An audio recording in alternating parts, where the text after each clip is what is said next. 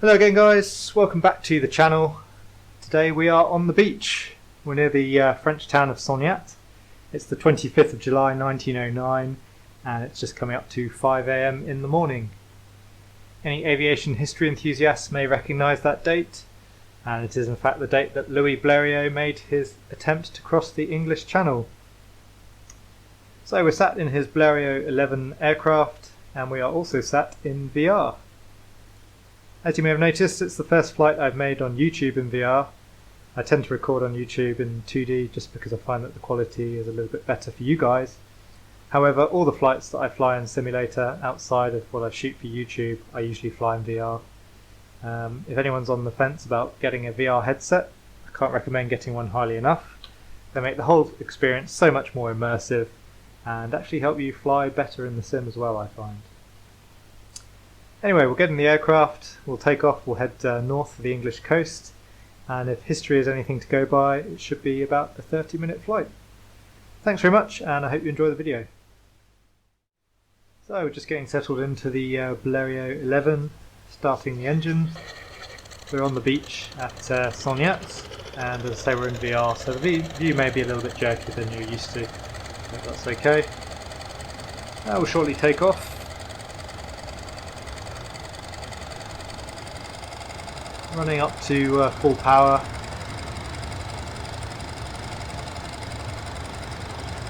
And we're off. Accelerating very slowly. This Azani 3-cylinder engine doesn't give us very much power.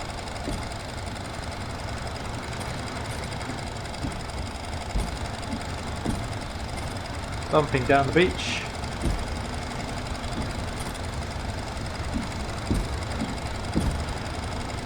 And pulling back on the stick, we're off the ground. Just cleared the beach. And climbing away very slowly. Haven't even cleared the treetops yet. So the aircraft is rather underpowered. There's the French coastline with the town of Saitek just off to the our 11 o'clock there to the west. We'll start a gentle turn out to the north and head for the English coast.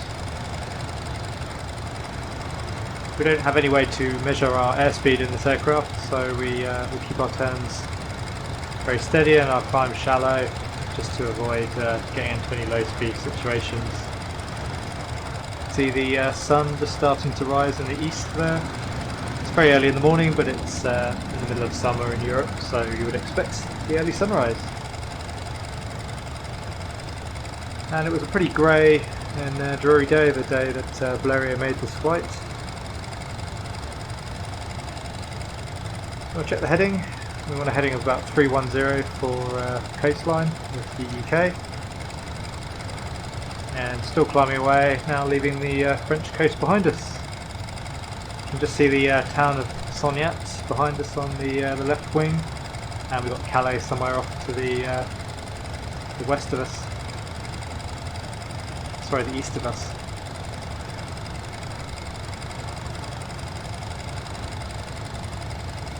Yeah, I did have the weather set up looking perfectly dreary and dull and grey and early morning. However, you can't currently use the enhanced atmospherics and the single pass VR mode in P3D V5, so it cancelled the enhanced atmospherics. This is the weather with the enhanced atmospherics turned off. But it still looks okay, and I think it's a reasonable approximation of what Bleriot flew in on the day. Though I believe he did run into a few rain showers, which we're not anticipating today.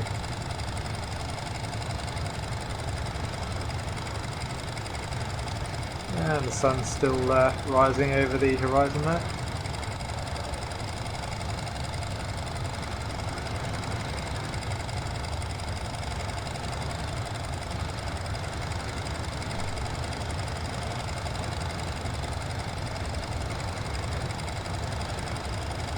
Still see the French coast.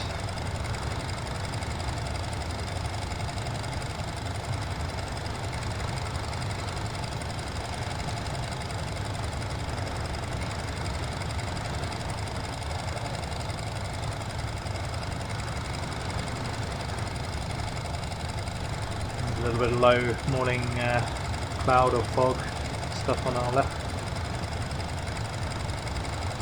keeping an eye on the heading.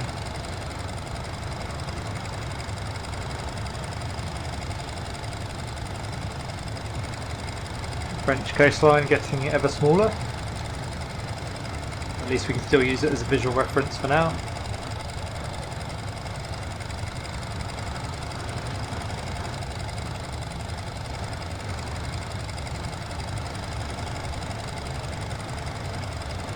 So I know you guys won't be able to feel the same sense of immersion that I have right now sat here in VR. It's a very unfortunate thing about VR that no one else can actually experience what you're experiencing. But it's quite an experience actually being sat in this aircraft heading out over the sea. Obviously I'm not going to pretend it's anything like the level that Louis Bleriots had to deal with in terms of perhaps stress or anxiety, but you do get a little sense of the feeling he must have had. I do feel quite exposed sat in this, almost open aircraft heading out to 20 miles of water on a fairly miserable grey morning.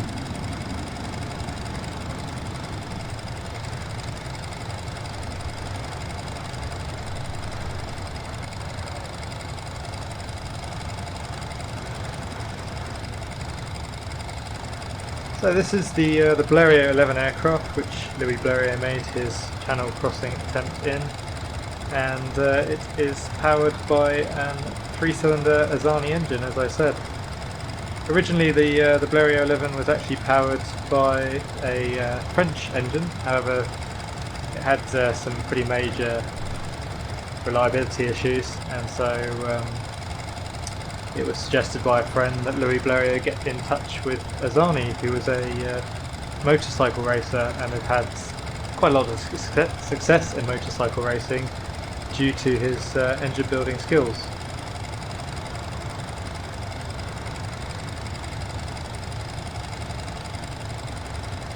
I've always thought that the Bleriot 11 was quite a nice looking aircraft compared to a lot of other aircraft of its time.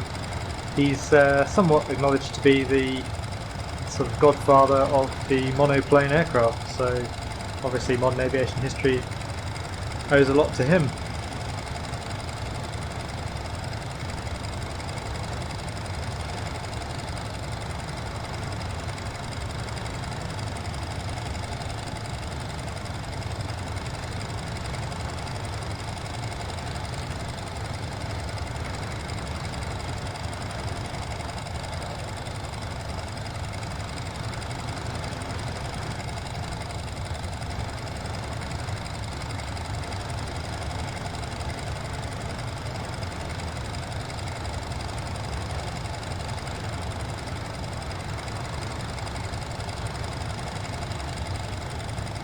And we've more or less sort of levelled off now, not obviously maintaining any particular altitude, but keeping a little bit of height above the sea. I think Bleriot flew about 80 metres above the sea for most of his flight.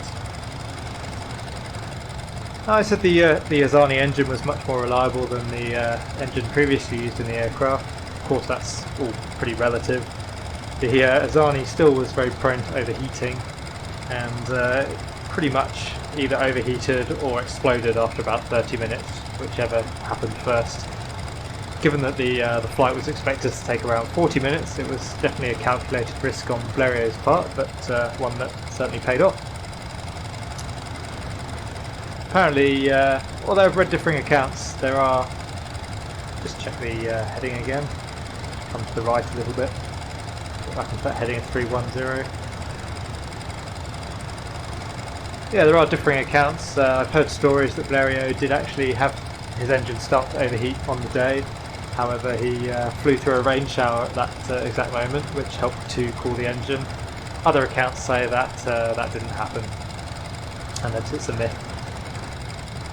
So we're constantly checking our compass to see that we're on the correct heading to the UK coast. And again, I've read differing accounts. Some saying he did have a compass on the day. Some saying he didn't have a compass on the day. Anyway, I intend to use it as a flight simulator, and I can't see why he wouldn't have taken a compass for the flight.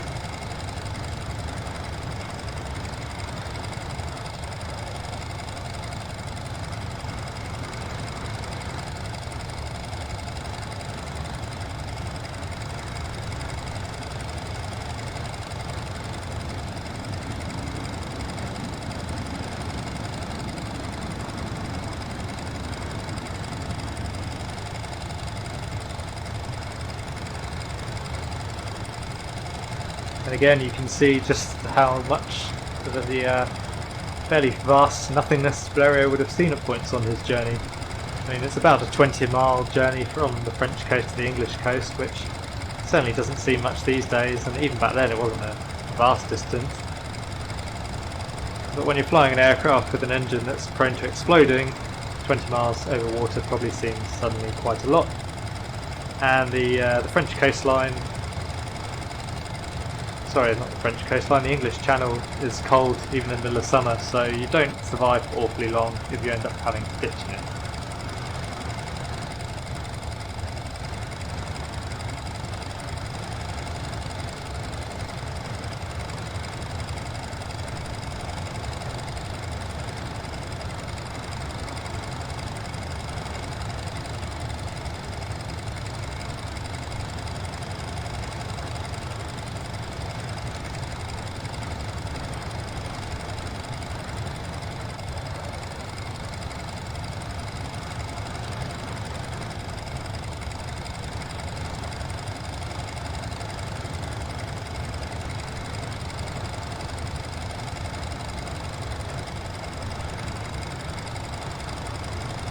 And again we've drifted slightly west of the heading that we want, so we'll turn back on to heading 310.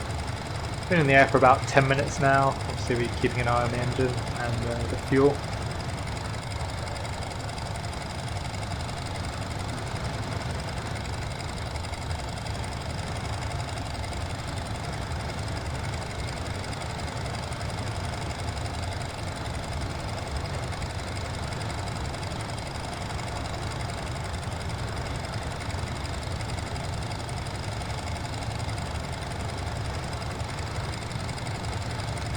And you can see from that shot just how little the Bleriot 11 is actually made from. It's basically made from spruce and I believe ash, so very light woods, and then just canvas, and the strength piano wire was used for the wiring. It's a very light aircraft, and again very exposed.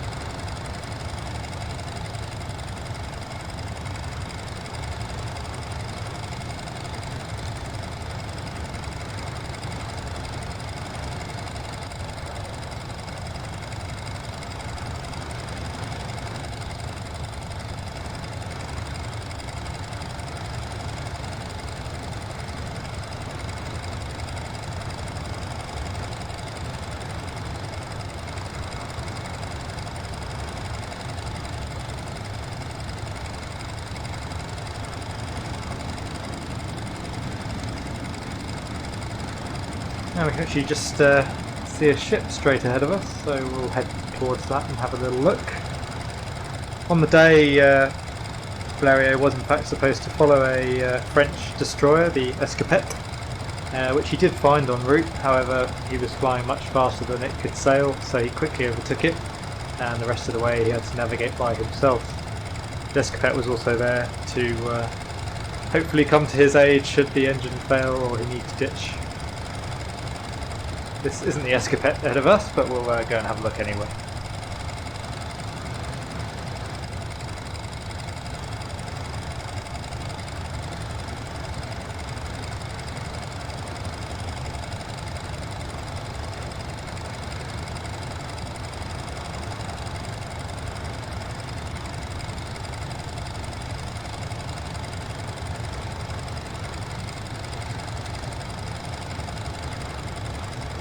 Not surprising to see a ship in the English Channel, as it is one of the busiest waterways in the world.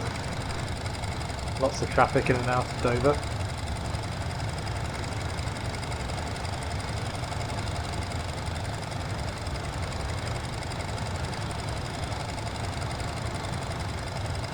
And we'll say a little hello to them.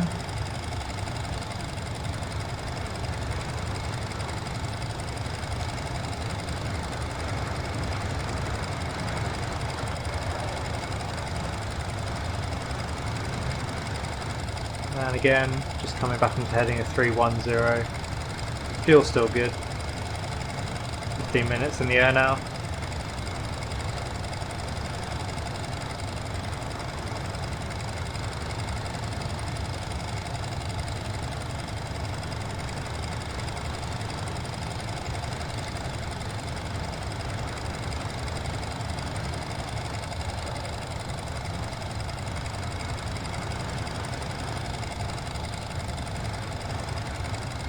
Yep, feels good.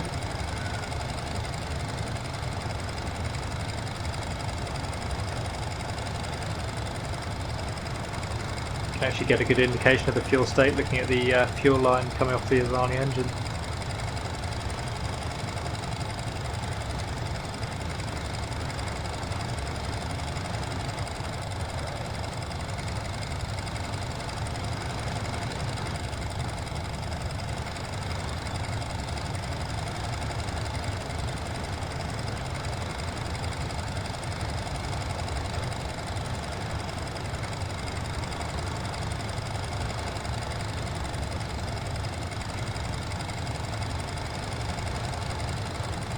And just our little Bleriot 11 out in the vast nothingness of the English Channel.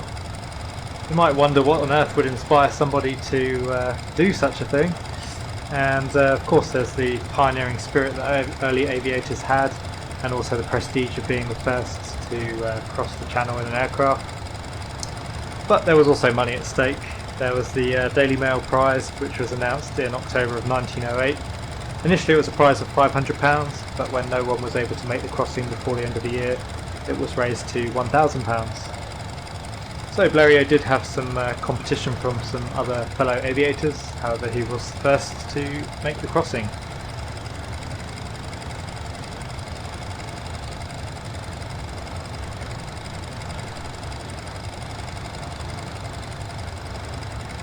That being said, Bleriot wasn't actually the first person to cross the English Channel by air.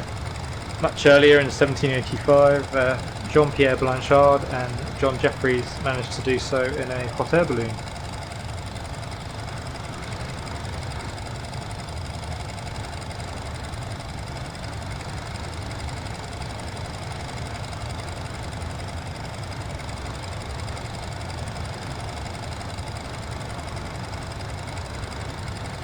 So in the real flight, about halfway as we are now, Bleriot by now lost sight of the French destroyer, the Escopette. Now we'll just adjust the heading to 310 again. Yes, he'd lost sight of the destroyer, and the visibility was deteriorating. He'd entered some rain, and he said that for more than 10 minutes he was alone, isolated and lost in the midst of an immense sea. He couldn't see anything on the horizon or a single ship. However, eventually the grey line of the English coast did come into sight, and hopefully soon that will be the same case for us.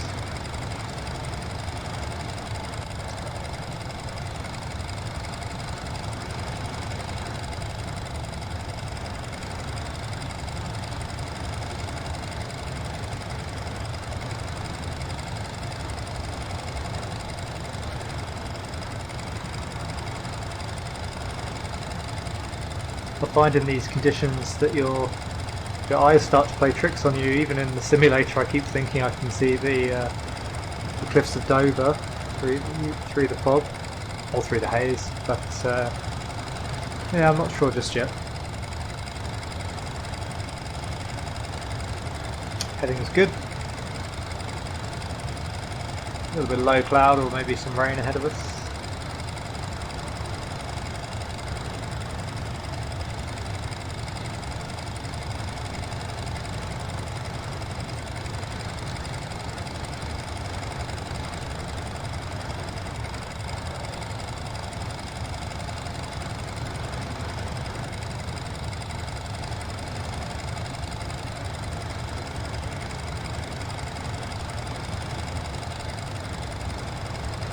Again, I think I can just make out the cliffs.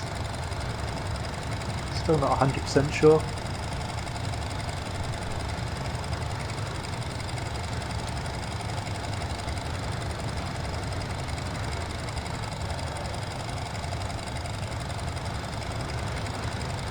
Okay, that is indeed the English coastline. We're not there just yet, but certainly that's a step in the right direction. And now we just need to figure out where we are relative to Dover.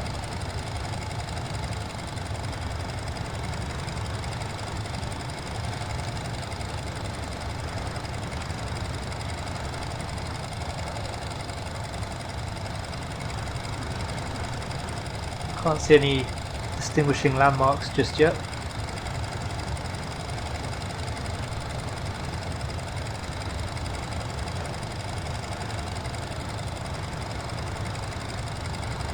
Anyway, we'll head for the coast and we'll try and figure out our location and then head for the landing site at Dover.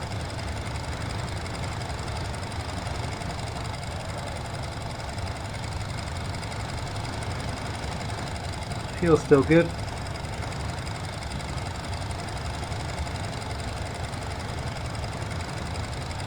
Looks like we've burnt about a third of our fuel.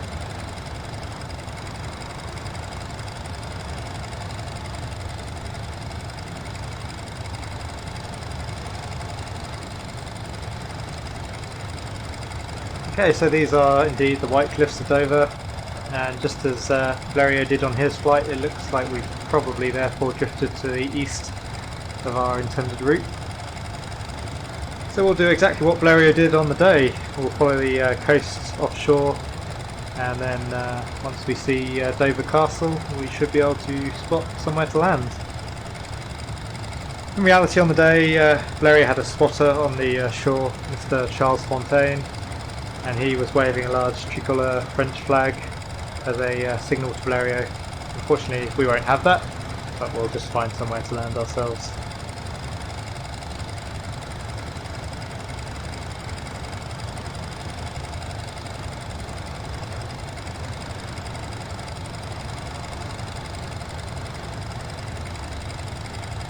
It must have been a very reassuring sight to see those cliffs of Dover, having managed to cross the English Channel for the first time. And just to think, only 30 years later, there'd be British pilots flying back over those cliffs in their Spitfires and their Hurricanes, the Wellingtons and the Halifaxes and the Lancasters of Bomber Command as well, all feeling slightly safer having made it back home.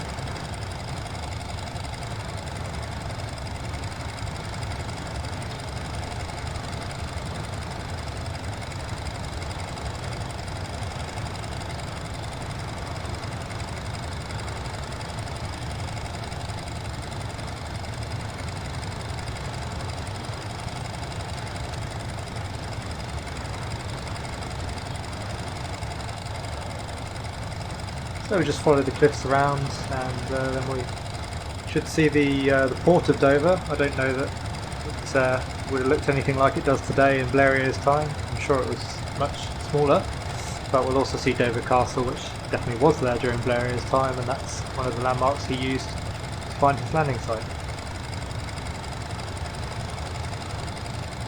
Bleriot actually landed in a different location from that which most of the spectators were expecting he would land. People thought that he'd probably land on the beach to the west of Dover, but by the time that British Customs had caught up with him, they were unsure what to put on the paperwork for his craft of arrival. Very British, having to get the paperwork all done. In the end, they actually ended up calling his aircraft a yacht, as they couldn't think of anything better to put on the paperwork at the time.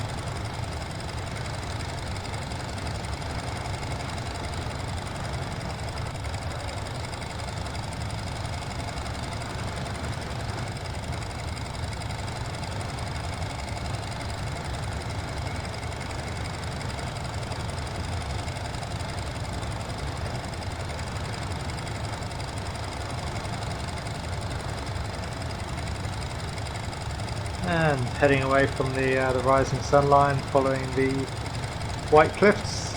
Rather a pretty picture. So on the real flight, Monsieur Fontaine actually selected Bleriot's landing site on a patch of gently sloping land called North Bull Meadow. Obviously we don't have his help today, so we'll just have to find somewhere to land for ourselves. And hopefully we can do a slightly better landing than Louis Bleriots, who unfortunately managed to pancake the landing and damage the landing gear and one of his propeller blades. However, luckily he was unhurt himself.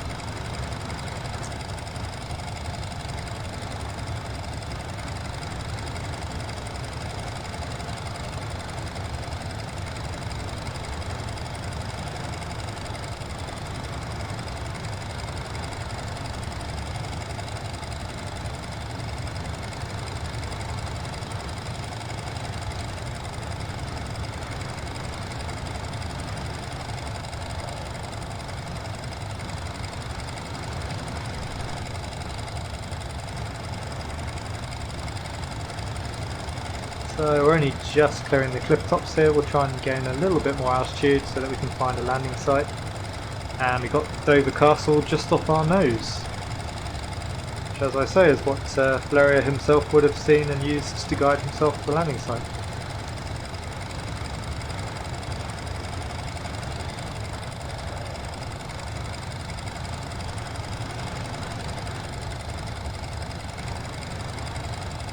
Seems to be an equally grey and cloudy day in the UK, no surprise there. And we've been in the air for about just coming up on 30 minutes now. So by the time we've landed, probably be very close to Bleriot's time himself. He took 36 minutes and 30 seconds to make the flight.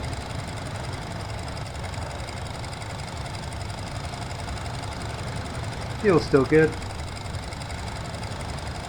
Do a little flyby of Dover Castle.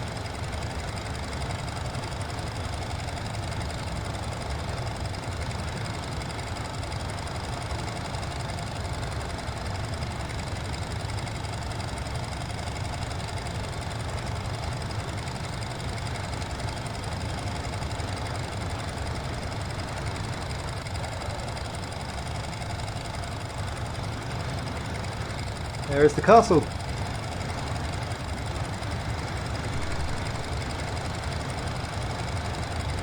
And I can't see anywhere good to land close to the castle, but that meadow off our right wing looks reasonable. I'm not sure if that is the one that Bleriot used or not, but that's the one we'll aim for. Not the one just off our wing now, but the one about our 2 o'clock. I suspect there was a lot less housing around this area when Bleriot made his flight.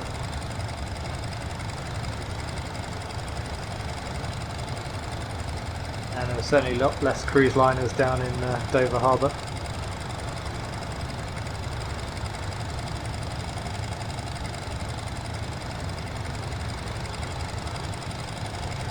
So keeping an eye on the field that we want to land in, we're just doing a short pattern to come back round to the west to the east to face into wind for the landing.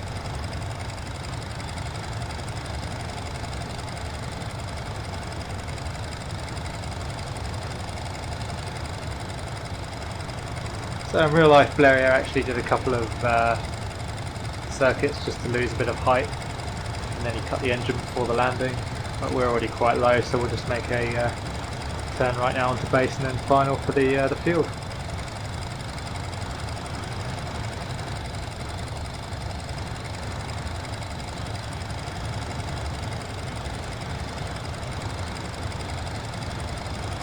There's the field off at our 1 o'clock.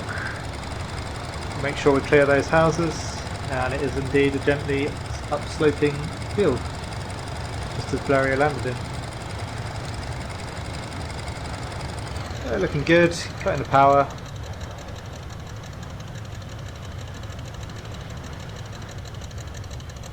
Don't want to let the speed get too low.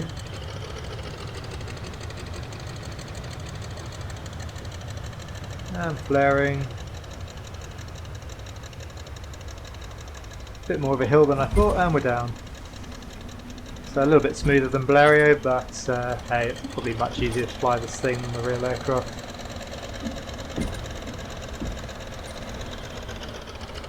And rather scenic. We can see the castle and the coastline just off our nose. Just taxi up the hill a little bit just to see the view.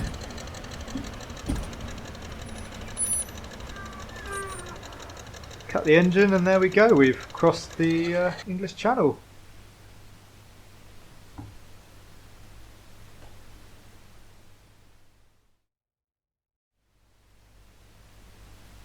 So there you go guys, we've managed to find the English coast.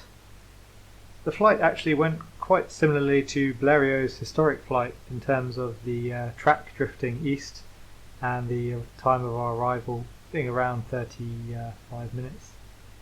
That wasn't necessarily good planning on my part, that was just luck, but it just shows that flight sim can be quite good for reenacting these historical events. Also, the VR side of it I hope you found interesting. Obviously from your point of view it's nowhere near as immersive as it is from my point of view, but let me know how you find watching it. Leave some comments in the comment section below. I know some people find the view to be a little bit jerky, but I'm certainly keen to shoot more in VR. I much prefer flying in VR, so if you guys like it I think we'll do many more videos in VR. Anyway, that's all for now. Thanks very much and I'll see you again soon.